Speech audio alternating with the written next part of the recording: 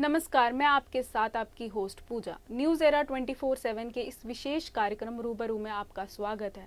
इस कार्यक्रम में हम आपकी मुलाकात करवाते हैं जानी मानी हस्तियों से।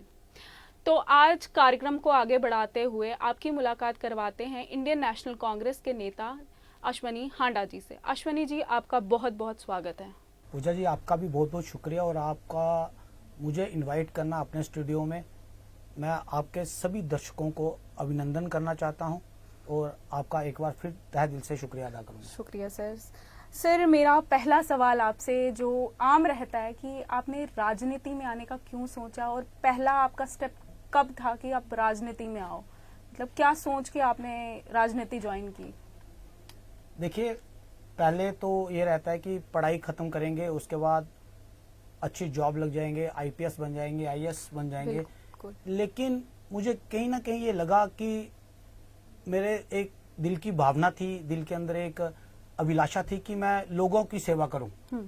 और लोगों की सेवा करने के लिए आपके पास एक ही ऑप्शन रहता है कि आप दो तरह की सेवा कर सकते हैं। एक तो एनजीओज बना के ताकि आप सोशल वर्क कर सकें, और दूसरा होता है कि आप मास को जो है वो लीड करके, पावर को पक्ष में करके, तो आप उससे ज्यादा लोगों को बेनिफिट पहुंचा सकते हैं। बिल्कुल सर। तो जो मेरा मकसद था वो यही था कि मैं मास को ज्यादा से ज्यादा सेवाएं पहुंचा सकूं। इस वजह से मैं राजनीति में आया। और मैं राजनीति में, आपने पूछा कि कब आए, तो राजनीति में मैं 2003 में आया था।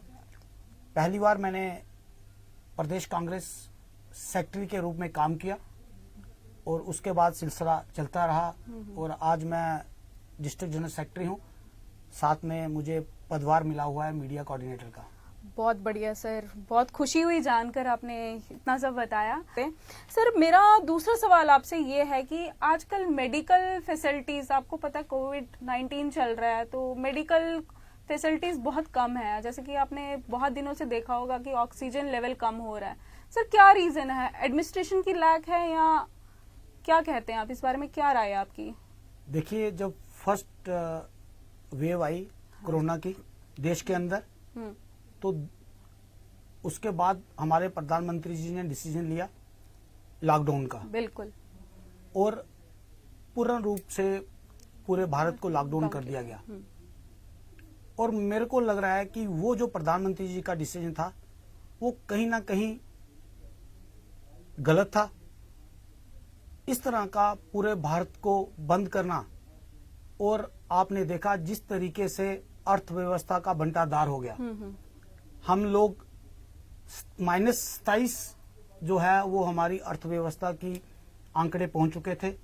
और मुझे लगता है कि हम आज तक उस अर्थव्यवस्था को ठीक करने में नाकामयाब साबित हुए हैं। और अब प्रधानमंत्री जी का ये कहना कि ये आखिरी विकल्प है लॉकडाउन करना, तो प्रधानमंत्री जी के कहे गए पहले लॉकडाउन और अब कहे गई बात को हम किसको माने? जब प्रधानमंत्री जी ये कहा कि ये एक ही विकल्प है, वो है लॉकडाउन, और उसके बाद प्रधानमंत्री जी आज ये कहते हैं कि ये आखिरी विकल्प है, तो कहीं ना कहीं प्रधानमंत्री जी को भी ये लगा कि इससे जो लोग हैं वो प्रभावित होंगे, अर्थव्यवस्था पूरी तरह से बैठ जाएगी। और उसकी वजह से कहीं ना कहीं प्रधानमंत्री जी संशय में हैं कि इस तरीके का डिसीजन जो है वो उन्होंने राज्यों पे सौंप दिया है। हाँ जी। और राज्यों को कहा कि वो अपने तरीके से लॉकडाउन करें। तो मुझे लगता है कि प्रधानमंत्री जी को सामने आके फिर से अपने ऊपर जिम्मेदारी लेनी चाहिए। जिस तरीके से आंकड़े बढ़े हैं, जिस तरीके से आज हर रोज जो है वो 2000 से ऊपर मौतें हो रही हैं। बिल्कुल सर। और उसके साथ साथ हम 3.5 लाख संक्रमित हो रहे हैं हर महीने। तो ये एक बहुत बड़ी संख्या है जो आने वाले दिनों में और भी चिंताएं पैदा करेगी। तो जिस प्रकार से अर्थव्यवस्था का बंटाधार हुआ, और अब प्रधानमंत्री जी का ये कहना कि ये आखिरी विकल्प नहीं हो सकता, और अब कहीं ना कहीं ये असमंजस की स्थिति बन गई है पूरे हिंदुस्तान के अंदर। एक तरफ तो चिकित्सा व्यवस्था जिस तरीके से जर्जर हालत पे पहुंच गई, ऑक्सीजन की कमी से त्राही त्राही मची हुई है, बिल्कुल। हर कोई इंसान ऑक्सीजन के लिए भाग रहा है। तो पहली बात यह है कि सरकार को सामने आके ये बताना चाहिए कि आखिर आज हमारे देश की स्थिति क्या है, चिकित्सा व्यवस्थाएं हमारे पास कितनी उपलब्ध हैं। हमें चाहिए कि हम लोग उस पे काम करें। प्रधानमंत्री जी को चाहिए कि सामने आकर बताएं कि लोग किस तरीके से एसओपी का पालन करें, क्या व्यवस्थाएं लोगों के लिए होंगी। वैक्सीन को लेकर आपने एक और बड़ी जो है विरोधाभास पैदा कर दिया है। आपको वैक्सीन जो है सेंटर जो है उसको 150 रुपीज में मिलेगी, स्टेट को वही वैक्सीन 400 रुपए में मिलेगी, अगर कोई प्राइवेट इंस्टीट्यूशन लेना चाहता है तो उसको 600 रुपए में मिलेगी। तो प्रधानमंत्री जी, मेरा आपसे सीधा सीधा प्रश्न है कि आपने क्या उन पूंजीपतियों को खुला छोड़ दिया है लोगों को खून चूसने के लिए। जब आपने लॉकडाउन किया तो लोग जो है वो बेरोजगारी से ग्रस्त हो गए, 50% लोग जो है बेरोजगार हो गए। आज लोगों की जेब में पैसा नहीं है। होना तो ये चाहिए था कि आपको हिंदुस्तान के अंदर हर किसी को वैक्सीन फ्री करनी चाहिए थी, और आपने ऐसा ना करके आपने उस वैक्सीन को जो हमारे देश के डॉक्टरों ने कारनामा अंजाम दिया, मैं उन डॉक्टरों को अपनी तरफ से बहुत ही बधाई और सराहना करना चाहूंगा कि जिन डॉक्टरों ने इस वैक्सीन का सर्च की और देश के सामने लाया। और प्रधानमंत्री जी, बड़े दुख से कहना पड़ता है कि आपने अपनी नागरिकों को प्राथमिकता ना देते हुए आपने वो वैक्सीन 70 कंट्रीज में आपने वो वैक्सीन फ्री ऑफ कॉस्ट दी। इसका ऑपरेशन कहीं ना कहीं आज लोगों के अंदर है, और लोग जानना चाहते हैं कि आपने लोगों के टैक्स में दिया गया पैसा कैसे आपने 70 देशों में बांटा अपनी वाहवाही लूटने के लिए। आज हम दूसरे देशों के ऊपर डिपेंडेंट हो गए हैं। आज हमें सऊदी अरेबिया जैसे लोग, ऐसी कंट्रियां हमें मदद करने को आगे आ गई जिनको आप देख नहीं सिखाते थे। जिस तरीके से आपने धर्म का प्रयोग किया, यहां लोगों को बांटा हिंदू और मुस्लिम में, आज वही मुस्लिम कंट्रियां आपके लिए खड़ी हैं, शाना बशाना खड़ी हैं। और मैं उनका धन्यवाद करना चाहूंगा कि उन्होंने भारत को प्राथमिकता दी और अपना मदद का हाथ आगे बढ़ाया। तो ये हमारे लिए गर्व की बात है, और पूरे विश्व के लिए गर्व की बात है कि जहां एक तरफ अमेरिका ने हमें दवाई देने से इनकार कर दिया, जहां उन्होंने हमारी सहायता करने से इनकार कर दिया, जिनका आप डंडोरा ट्रंप मूडी करके पीटा करते थे, आपने अमेरिका में जाके ट्रंप को जिताने की कोशिश की। लेकिन आज बड़े दुख से कहना पड़ता है कि अमेरिका की गवर्नमेंट ने आपको मना कर दिया, और वो लोग, वो पड़ोसी हमारी तरफ मदद का हाथ लेके आए जिनको आप कभी देखना नहीं चाहते थे। मेरा यही प्रश्न है, मेरे अंदर दुख है, जो मैं अपनी संवेदनाएं इस तरीके से प्रकट कर रहा हूं, क्योंकि आज लोग जो हैं वो ऑक्सीजन और वैक्सीन के लिए दर दर की ठोकरें खा रहे हैं। और हमारे स्वास्थ्य मंत्री जो WHO के एग्जीक्यूटिव मेंबर भी हैं, बिल्कुल, आज उनका नैतिकता ये बनती है कि वो अपने पद से इस्तीफा दे दें, क्योंकि देश के अंदर स्वास्थ्य इमरजेंसी जो है वो हो गई है। और इसको मैं चाहूंगा कि प्रधानमंत्री जी खुद डिक्लेयर करें कि आज देश के अंदर मेडिसिन इमरजेंसी जो है वो पूरी तरह से लग चुकी है। आंकड़ों से काम नहीं चलेगा, आपको लोगों को स्वास्थ्य सेवाएं देनी पड़ेंगी, क्योंकि लोगों ने आपको चुनकर भेजा है और आपको इतनी पावर है कि आप उनके अधिकारों की संरक्षण करेंगे। उनकी स्वास्थ्य की संरक्षण आपका फर्ज बनता है कि उनका संरक्षण करना। सर, मेरा आपसे एक और सवाल है। हमारी एडमिनिस्ट्रेशन ने अभी ऑल्टरनेटिव डेज पे दुकानें खोल दी है। एक दिन कपड़ों की दुकान खुलेगी, एक दिन सुनहरे की दुकान खुलेगी। मुझे सर एक चीज बताइए कि आपको क्या लगता है कि एक दिन हम दुकान खोलेंगे उस दिन कोरोना नहीं आएगा क्या? जिस हिसाब से हमारी सरकार ने एक दिन दुकान खोलने का आदेश दिया, दूसरे दिन नहीं खोलने का आदेश दिया, ऑल्टरनेटिव डेज पे। तो ये क्यों किया सरकार ने? कोरोना तो ऐसे भी है, या तो कंप्लीट लॉकडाउन करे जैसे पहले किया था, या तो ऐसा कर ले कि सब कुछ खुला छोड़ दे जैसे चल रहा था, मेडिकल फैसिलिटीज बढ़ा दे। इस पे क्या राय है आपकी? देखिए, जिस तरीके से कोरोना महामारी बहुत तेजी से फैल रही है, उसके लिए चाहिए था कि आप पहले 15 दिन का लॉकडाउन करें इसकी चेन तोड़ने के लिए। उसके बाद आप ये चीज कर सकते थे कि जिस तरह से केस आते उस तरह से उस एरिया को कंटेन किया जाता। लेकिन ऐसा नहीं हुआ। ये यहाँ पे उल्टे किस्म की बात कर रहे हैं, जो कि लोगों को और खासकर व्यापारियों को जो है वो सही नहीं लग रही है। और व्यापारी जो हमारा चैम्बर ऑफ कॉमर्स है उसने इसका विरोध भी किया है। बिल्कुल। उनका कहना है और ये मेरा मानना है कि जब आप एक चीज लेने जाते हो, अभी क्या है, शादियों का सीजन है, तो शादियों के सीजन में किसी को दुल्हन बनना है, किसी को अपने कपड़े खरीदने हैं, किसी को मेकअप कराना है, किसी को अगर आज सपोज मान लो कि पूजा जी की शादी है, बिल्कुल ठीक है, तो पूजा जी की आज बारात आनी है और वो मेकअप या तो एक दिन पहले कराएगी या एक दिन बाद में कराएगी, तो ये कैसे संभव है? और आपको अगर कपड़े खरीदने हैं तो आप आज के दिन कपड़े नहीं खरीद पाओगे, आज के दिन आप जूते खरीदोगे। हाँ। तो कहीं ना कहीं जब आपको एक बार निकलना था तो आपको 4 बार निकलना पड़ रहा है उस काम के लिए। बिल्कुल। तो वो रोकने की बजाय वो ज्यादा फैलने का डर है, जो कि सरकार इस चीज को समझ नहीं पा रही है। जो हमारी ब्यूरोक्रेसी है वो रूम के अंदर इस तरह के डिसीजन ले लेती है जो लोगों को गवारा नहीं है। होना तो ये चाहिए कि 15 दिन का लॉकडाउन या फिर 11 से 5 जो है वो लॉकडाउन लगाएं और वीकेंड पे जो है वो पूरी तरह से बंद होना चाहिए। बिल्कुल सर। ताकि इस कोरोना के संक्रमण को फैलने से रोका जाए। लेकिन ऐसा नहीं हो पा रहा है।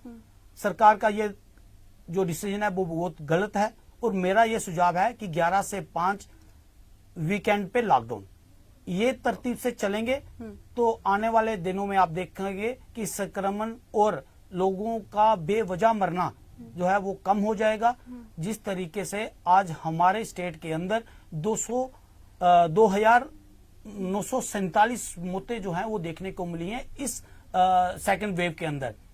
और जब आपको पता है कि सेकंड वेव जो है आने वाली है और आपने उसके ऊपर कोई संज्ञान नहीं लिया, जब आपके पास पर्याप्त मात्रा में ऑक्सीजन थी, बिल्कुल सर, तो आपने उसका निर्यात क्यों किया?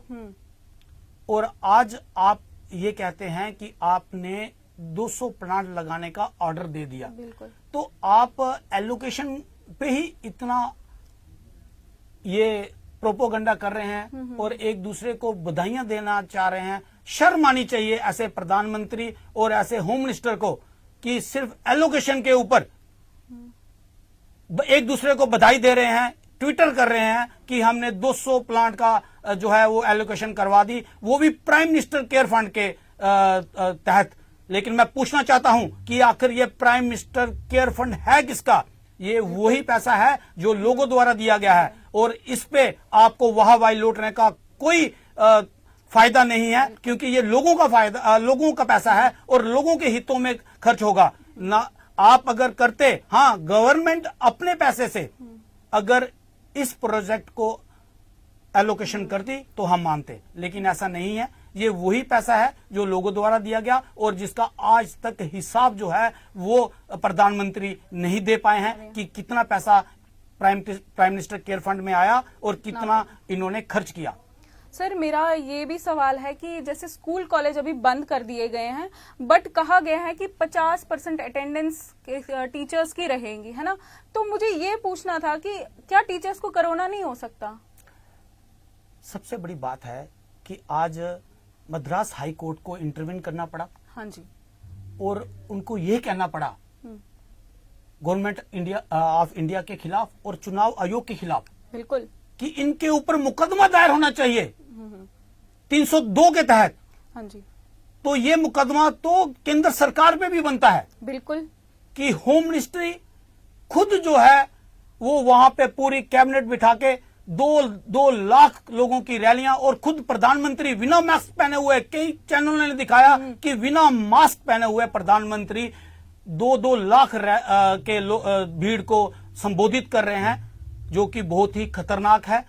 मुझे तो लगता है कि प्रधानमंत्री तो कोरोना फैलाने के पक्ष में है, जिस तरीके से ये रैलियां की जा रही हैं। चाहिए तो ये था कि स्कूल पूरी तरीके से बंद होने चाहिए थे, जैसे पढ़ाई ऑनलाइन हो रही थी वैसे होनी चाहिए थी, एग्जाम जो है वो ऑनलाइन लेने चाहिए थे।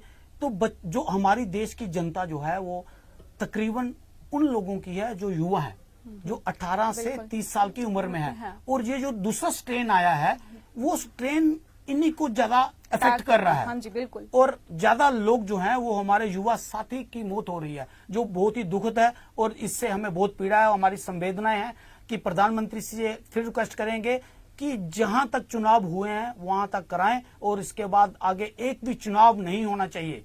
जब तक ये कोरोना संक्रमण खत्म नहीं होता तब तक कोई भी चुनाव ना होना चाहिए, ना ही कोई रैली होनी चाहिए। हमारे राष्ट्रीय जो अध्यक्ष थे भूतपूर्व राहुल जी, उन्होंने भी अपनी रैली स्थगित की। और अब मैं प्रधानमंत्री जी से भी ये निवेदन करूंगा कि जल्द से जल्द इस पे रोक लगाई जाए। माननीय हाई कोर्ट का जो ऑर्डर है उसको इम्प्लीमेंट किया जाए। बिल्कुल सर। और सख्ती से इम्प्लीमेंट किया जाए ताकि और जाने ना गंवाएं हम। सर मेरा एक और सवाल है, थोड़ा ये कोरोना से अलग है। मुझे सर ये एक चीज समझ नहीं आती, हमारी फौज, हमारी इंडियन आर्मी बॉर्डर्स पे खड़े होके गोलियां खा रही है, और उनका गवर्नमेंट आई है, जब से हमारी सरकार आई है उनने कोई उनके पैसे नहीं बढ़ाए, कोई उनको फंड नहीं दिया। मुझे एक चीज क्लियर करनी थी, वो शहीद होते हैं तभी उनका बनता है 5 मिनट जाके शौक मनाना, उनका फर्ज नहीं बनता उनके लिए कुछ करना। आप क्या कहते हो इस बारे में, आपकी क्या राय है? विडंबना तो यह है, ऐसी जो घटनाएं, जो सर्जिकल स्ट्राइक हो, हाँ। और चाहे कारगिल का युद्ध हो, और चाहे किसी प्रकार का भी जब देश पे आपदा आती है तो सेना जो है वो हमारी सबसे आगे खड़ी होती है। बिल्कुल सर। और बड़े शर्म से कहना पड़ता है कि आज सेना के जो सिपाही है उसको शूज और उसकी यूनिफॉर्म जो है वो उसको अपने पैसे से खरीदनी पड़ती है। जब आप उनके किए गए कार्यों का बखान अपने फायदे के लिए करते हैं तो आज देश में पहली बार ऐसा हुआ है कि आर्मी की यूनिफॉर्म सिपाही को अपने पैसों से खरीदनी पड़ रही है। ये एक बहुत ही दुखद है। और हम चाहेंगे कि प्रधानमंत्री जी इस पे संज्ञान ले, और जिस तरीके से सुविधाएं पहले पहुंचाई जाती थी आर्मी को वो फैसिलिटी मिलनी चाहिए। हाँ। और आज तो उससे भी ज्यादा जो है वो टेस्ट जो है वो आर्मी के अंदर होने चाहिए, जिस तरीके से संक्रमण फैल रहा है। बिल्कुल। मुझे नहीं लगता है कि कोई ऐसा प्रोजेक्ट जहां इस तरीके का टेस्ट करना आर्मी के अंदर स्टार्ट किया है गवर्नमेंट ऑफ इंडिया के द्वारा। बिल्कुल सर, मेरा ये भी सवाल है कि अनएम्प्लॉयमेंट बढ़ती जा रही है। एक तो कोरोना आ गया, बाहर की कंपनीज बंद हो गई, बच्चे वापस उठ के आए, तो सर कहाँ पर लैक है, क्यों हो रहा है ऐसा, हमारी सरकार कर क्या रही है?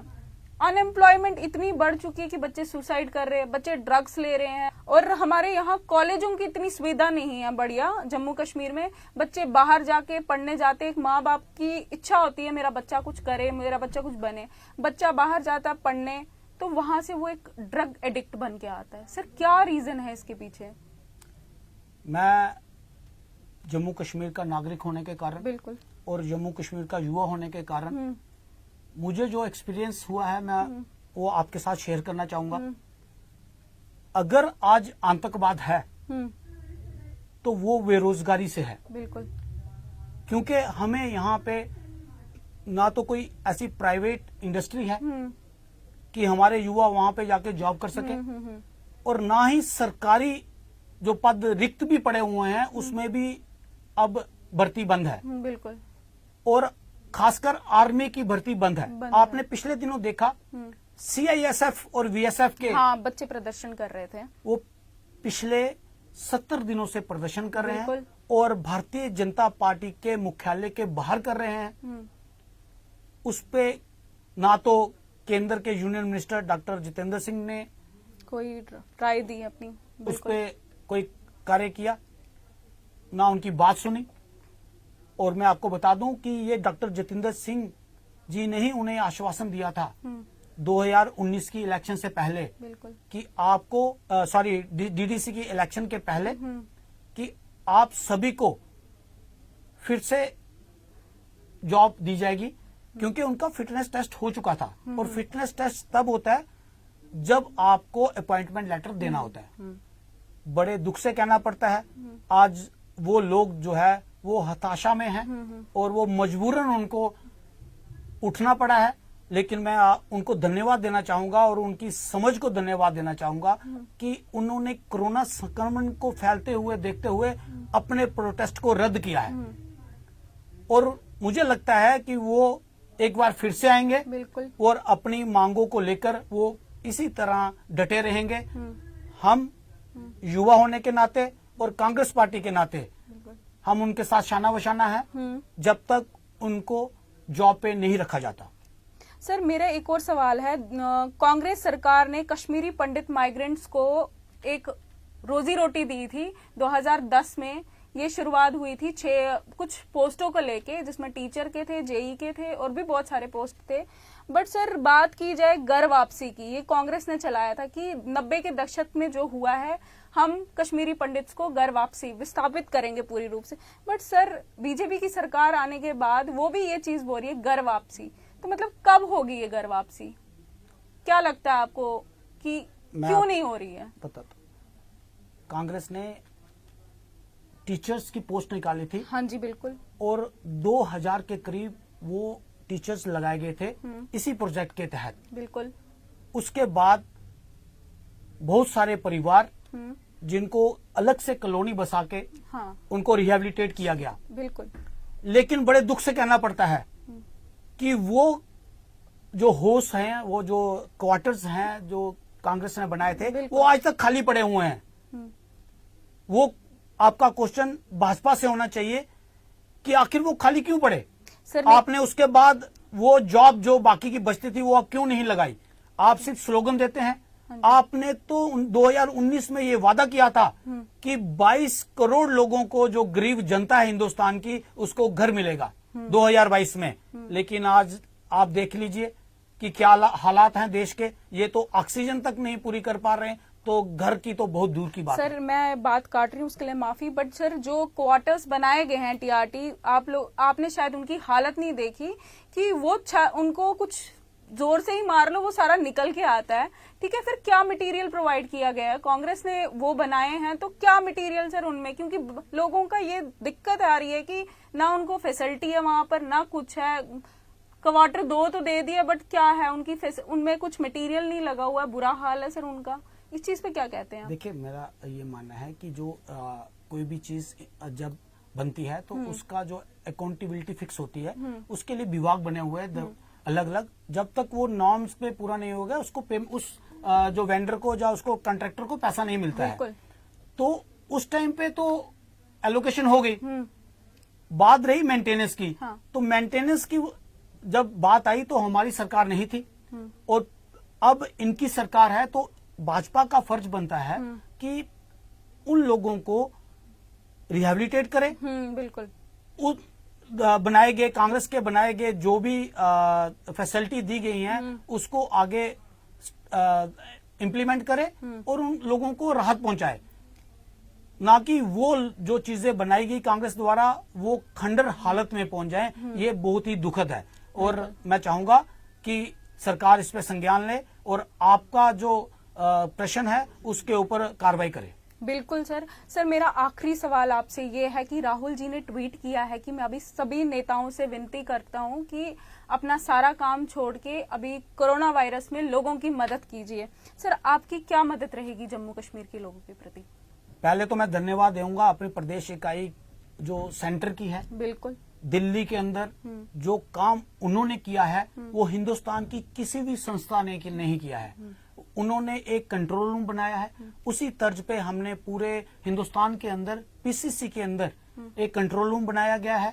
उसमें ऑक्सीजन की फैसिलिटी है, हमारा कांटेक्ट है वेंडर्स के साथ जो ऑक्सीजन सप्लाई करते हैं। मैं आपके माध्यम से कहना चाहूंगा कि पीसीसी हेडक्वार्टर पर आपके लिए ऑक्सीजन और जो दवाइयां इनिशियल स्टेज पे, फर्स्ट एड पे चाहिए होती हैं, वो सारी उपलब्ध हैं। आप हमारे कार्यालय में जाके संपर्क कर सकते हैं, जहां हमारे दिए गए किसी नंबर से आप कॉल कर सकते हैं और वो सारी सेवाएं आप उनका फायदा उठा सकते हैं। और एक बार फिर से मैं श्रीनिवास जी का इस पे धन्यवाद करूंगा कि जिस तरीके से उसने हिंदुस्तान के अंदर, जिस तरीके दिल्ली में महामारी का प्रकोप है, वो बहुत ही बेहतरीन काम कर रहे हैं।